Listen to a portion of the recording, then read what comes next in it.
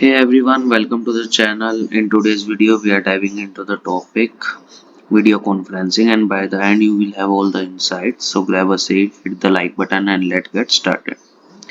So, Bitrix24 provide you the video conferencing feature.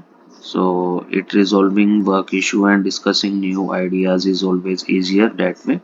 You can start an online meeting right from a chat, an event in your calendar, or directly from any task.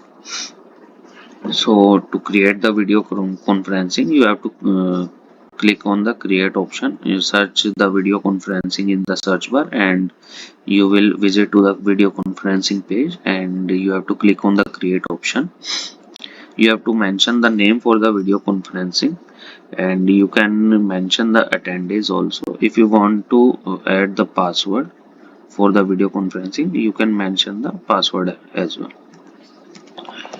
Let me mention the name and attendees. You have to click on the create option. After clicking on the create option, your conference is created, and you can copy the link over here. If you want to do chat or do some editing, you can visit here. If you want to start the video conferencing, then click on the start option, and here the video conferencing is started. If you want to enable the camera and microphone, you have to give the permission over here.